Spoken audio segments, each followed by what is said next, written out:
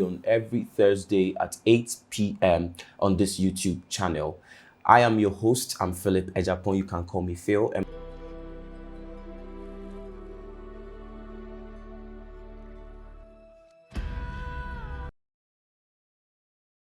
welcome to Prophet Daniel Obinto First channel. This is a new podcast program we are bringing right to your doorpost, dubbed Time with a Prophet. We'll be having topical discussions like faith, destiny, dreams, and many more. But in this episode, we are going to dive right into the early days of the prophet.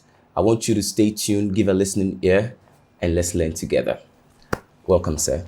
Thank you very much, Phil. Okay, I believe you're fine. By the special grace of God, I'm doing well. We bless God. You're looking nice too. Thank you very much. I like your shirt too. Thank you.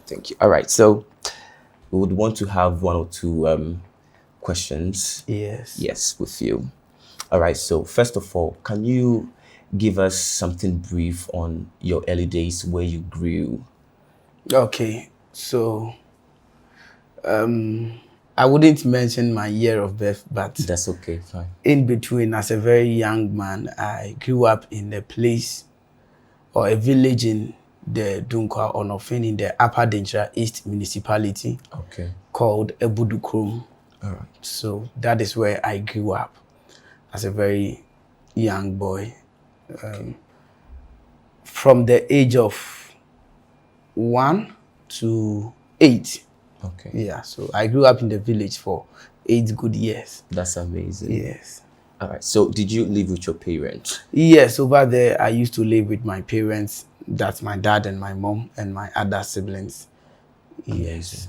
Yes. Okay, so you emphatically made mention of living in the village. Yeah, a typical village. I'm in a village with no electricity. Wow. With no network. Yes, a typical village. Amazing. So how did it influence your Christian life as a young boy? Okay, so it wasn't like I have had an experience in the city before and I've moved there. Okay. That is what I grew up to see. Okay. So it was so normal to me and normal to us.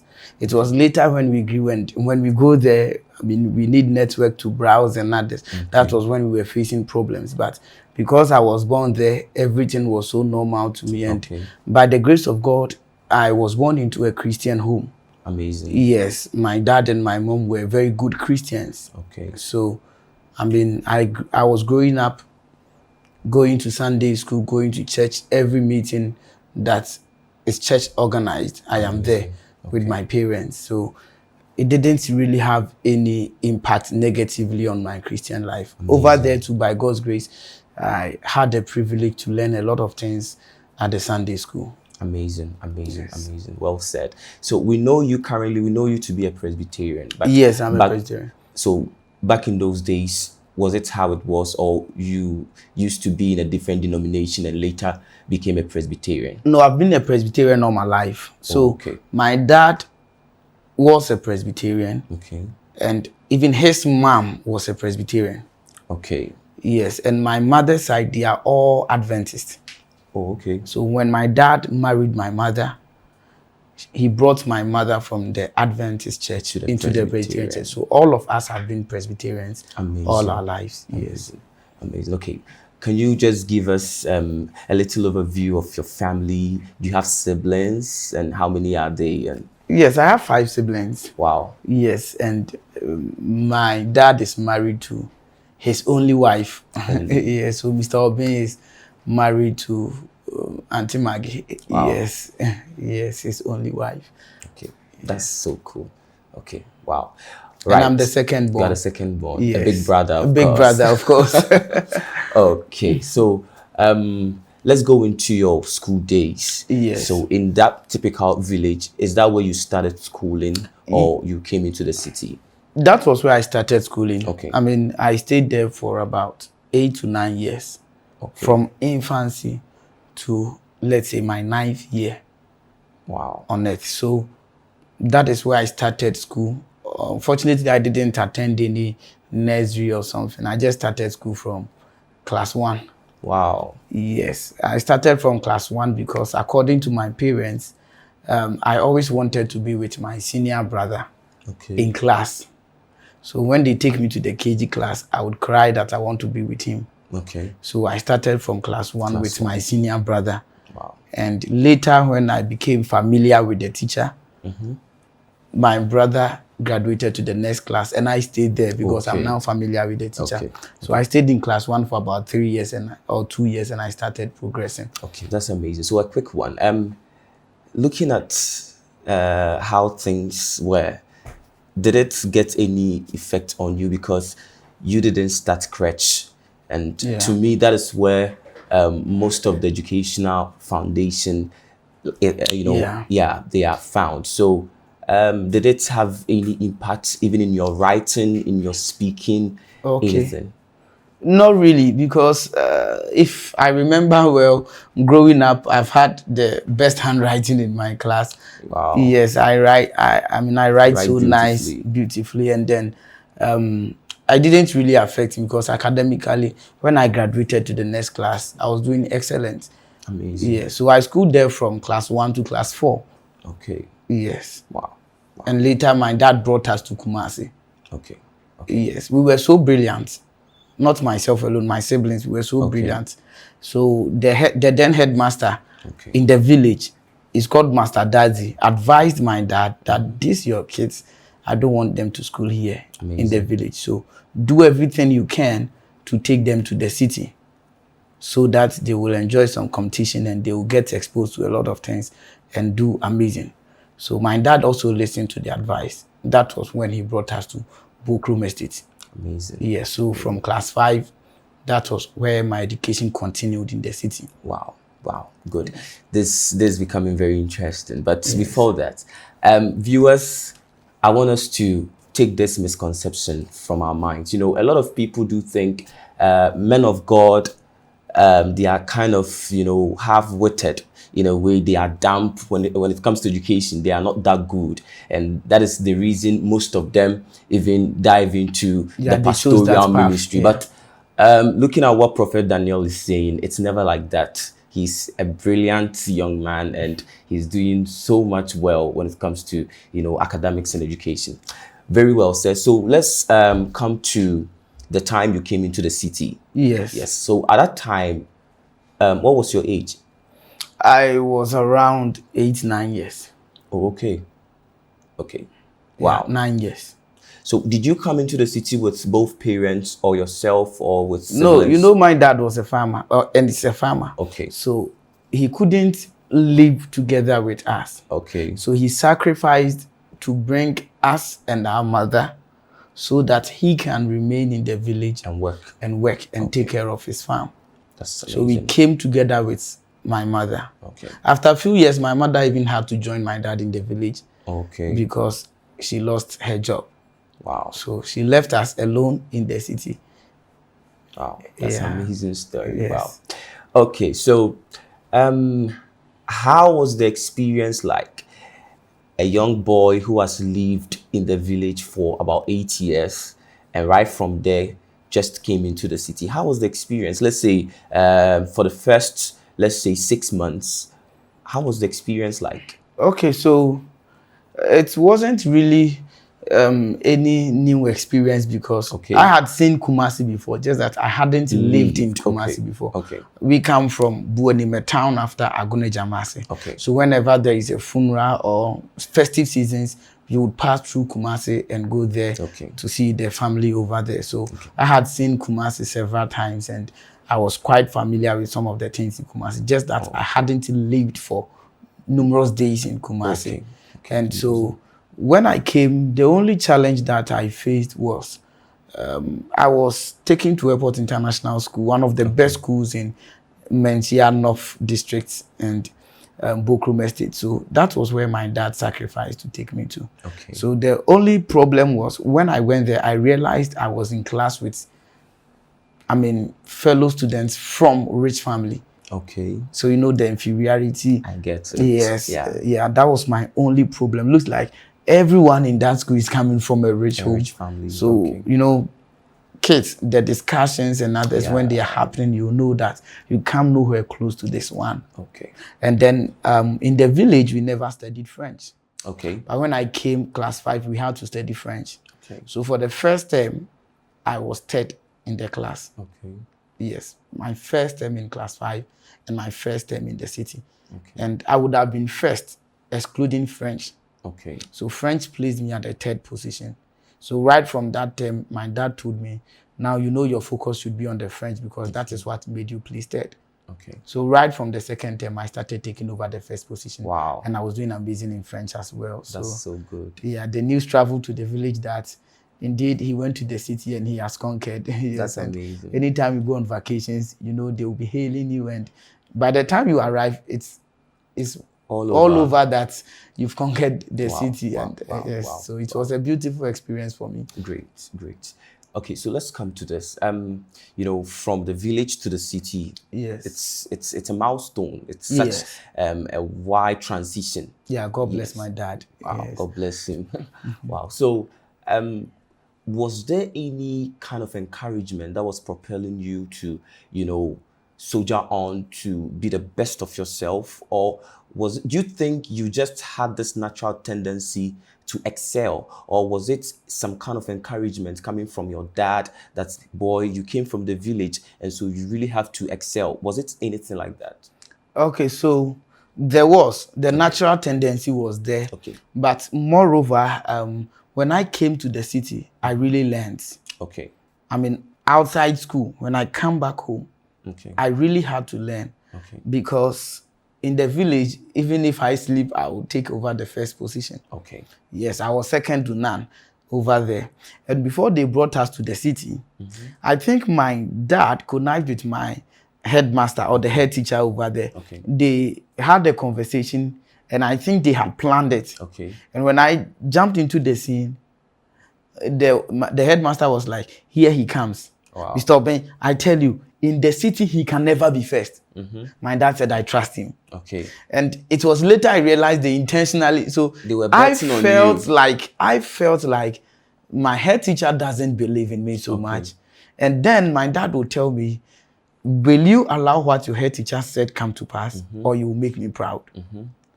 So it was later I realized the head teacher equally believed in me, but he intentionally took that side just to push me. Okay. So it is like I am in the city with the mentality of, will my head teacher win over my dad? Okay. Or my dad will be proud. Wow. So I think that gingered my academic excellence as well. Amazing. Yes. Wow. Fast forward, you said when you were coming into the city, your daddy didn't come along with you. No, he didn't. But your mother did. Yes. And you rightly said along the path, she also joined your daddy there. Yes, because she lost her job in Kumasi. So as a young guy of about 8-9 years, whom were you living with?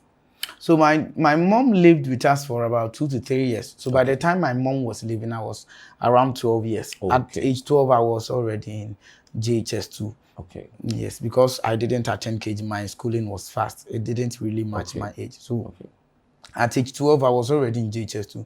And that was when my mother left. Okay. So it was left with myself, my senior brother, and I have an elder sister from my dad's side, and another sister from my mom's side. Okay.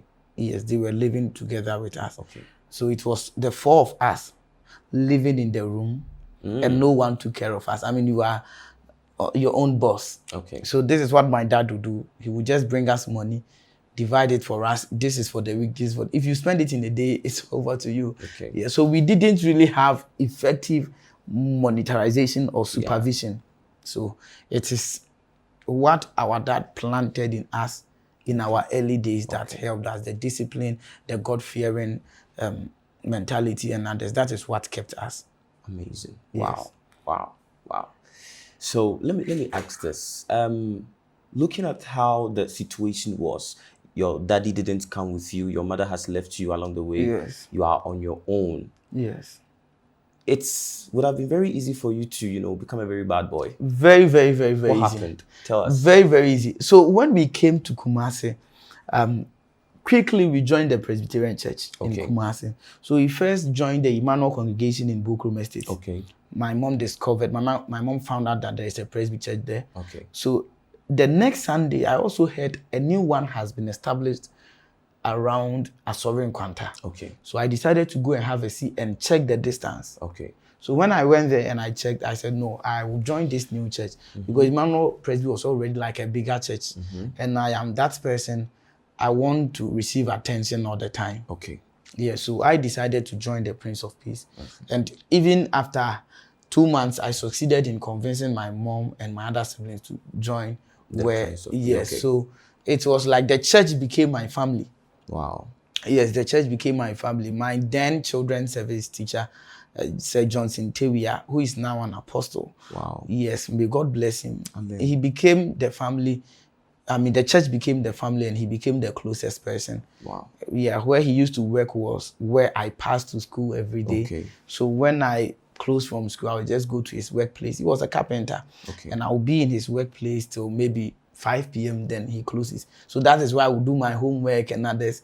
And then he will bring me home. Okay. I just loved spending time with him and other church folks. Okay. So when I come home, I'm just finding something to eat, learn and sleep. So it wasn't like I had free time to be moving around and others. And during those periods, I would not miss any church meeting. Okay. Friday Bible studies, Thursday prayer tower, Sunday service, Sunday evening, everything I was included. So I think that God-fearing mentality helped shape my association. So I wasn't associating with people who would influence me into bad things. Okay. My circle was the church folks. Yes, so I think that was a factor why we didn't turn our ways or deviate from the path our dad has set us on, or that's helped us not to turn bad boys. Let me put it that way. Amazing. Okay. So I like what you said. Yes. So that is together with your siblings. Together with my siblings. If you are to do a bit of comparison, would you say you stood out in your Christian life or in, your Christian faith, or, it was at par with all your siblings? It wasn't at par. My senior brother, Fred, at times I would have to report him to the senior presbyter or the children's service or the youth leader. Okay. Just to come home and ask why he didn't come to church. I mean, I was having that joy in my heart. I always want to be at church. Okay. And one of my sisters, the one, Lizzie, was also having the same passion as mine. Okay. So even when it is dark, he will escort me into the meeting and others. Wow. But Fred wasn't like that. Okay. Not like he's doing something bad, but he can stay home on a Sunday for no reason. Okay. So our Christian experience wasn't the same. I stood out, and I mean, I was a lover of scriptures. I would read the Bible. I just loved the stories in the Bible as a kid. I mean, when I'm reading the story of Gideon, it's like I'm watching a movie. Wow. I mean, I get the same joy people get in watching movies. That was the same joy I get in reading scriptures and others, like storybooks and others. So I've never watched movies in my life. I don't watch TV except news, politics, or sports. Okay. Yes, I don't watch TV. I don't watch movies, not even till now. That's cool. Yes. Wow. Let me ask this. It's very interesting. Just as you said, Fred wasn't doing anything bad, just that he wasn't having the same passion as you were having. But would you say that it was because of your calling? Would you, what will you ascribe it to? That will you say that, we know about predestination, that God predestined us. So would you say that it was because of the call of God upon your life that, gingered that passion in you? Yeah, I strongly believe, because it was the same parents that raised us. Okay. So what will make me be more passionate about the things of God, even more than my elder sibling? And he is supposed to know better because he was older than me. Okay. So I strongly believe it was because of the call. Because back then in the village, I had received prophecies. Okay. Back then, prophecies wasn't common, especially in the Presbyterian church. But we had one district minister then in Dunkwao, around the year 2005. Okay. In Dunkwao, he was a Presbyterian district minister. So once in a while, he will visit our village, and then he will ask that they bring me to him, so he prays for me. He was Daniel Sebediakon, and I'm Daniel Obintufuo. So I thought because we bear the same name, he likes me, until he told my dad that my dad should take, good care of me, because I would become a man of God. Wow. Yes, and we have Mr. Yaumpieni was an old man who meet me every day and say, your dad said you'll be a doctor, but you'll be a man of God. Wow. And he used to say, I will be a moderator in the Presbyterian Church. Okay. Yes. Moderator means the one who is in charge of national activities. I mean, the whole Ghana of the Presbyterian Church. So he used to prophesy. He was a very old man then. Even then, he was beyond his 70s. Even then, yes. Okay. So I think I was also living with that consciousness as well. Okay. Yes. Okay. Wow. So that means that whenever you were, living your life, you had this in your mind that there is a call of God upon your life, and so you really have to take care of whatever you are doing very seriously. Yes. Good. You're a great leader. I know you know that. Yes, you know it. I'm learning, not really, but I'm learning. But we know you're a great leader. Okay, thank you. At what age did you take any leadership role? At age 13. Okay, what was it? I became the boys prefect at Airport International School. Okay, so back in the days of JHSD, school, yes. Okay. Yes. Wow. Yes. SHS, I didn't take any leadership position. Okay. Yes, because even SHS, some think I became stubborn in SHS, but then it wasn't really like stubborn. I wasn't having the joy to be in that school, Kumasi Academy. Okay. So at some point, I started missing classes and staying home without even going to school. Yes, at some point in my SHS days, Kumasi Academy. Wow. I became a bit truant. I would just wake up not feeling like going to school. I hated kids. There was a subject, the E-Maths teacher would always be beating people, and for that reason, I could even miss a class or miss school. Okay. So it wasn't like, my mates know that. Even then, I became truant and a bad boy to the eyes of some teachers. Okay. But they knew even then I was just doing my church stuff and okay. Yes. Okay. So you being bad wasn't actually, the way we see bad stuff to be. No. But it was just this kind of normal, not going to school. Not going to school and missing class, and also going to watch Milo games in stadium. Okay, because of your love for sports. My love for football. Yeah, football, yes. Wow. Yes. Wow. So let's go into your days in the SHS, just as you brought up. Looking at your circle of friends, do you think even for the person not to be in school and you weren't punctual sometimes, do you think friends also had an influence? Not really. There are situational friends. Okay. Yes, but my main friends in SHS remained my good friend Stefan, and who is a computer scientist now. Okay. And my other friend Kweku Frimpong. We both graduated from Airport and went to Kumaka, who is in the UK now, pursuing his masters. Yeah, so those friends remained as good as I wanted. Okay. So situational friends, like when we go to school, let's say we are calling out people who missed class. Mm-hmm. And in that situation, you are not called alone. You miss class with some people. Okay. So situational friends. Let's say I want to go to the stadium. Okay. Who can help me get out of campus and go and watch football? Okay. So those situational friends. And they never became close friends to me. Okay. For that moment, and after we are done, it will be a high and high and high. So it wasn't like friends had influence on me. On you. Okay. Wow. That's so cool. Yes. But you think we have the call of God upon one's life, but when did you realize that you want to become a man of God? Okay, so in those early days, I was, as I said earlier, I was living with the consciousness of what I have been told prophetically or by mouth. I believed, but growing up, I just wanted to be. I don't know if it was because of how I was excelling academically or something, but I wanted to be that young man doing my corporate work and serving the Lord, supporting God's kingdom with my money. I wanted to be a kingdom financier. Okay. So it was somewhere in 2016 that even then I was a prayer warrior, in church and others. So it was in 2016 that I heard the Lord speak to me. Amazing. It was in 2016 2016. you heard the Lord speaking Yes, to sir. you. Very well. Viewers, it has been an amazing journey with Prophet Daniel Obintofor. And this is where we will end today's episode. And so if you want to know what follows, 2016, something amazing happened.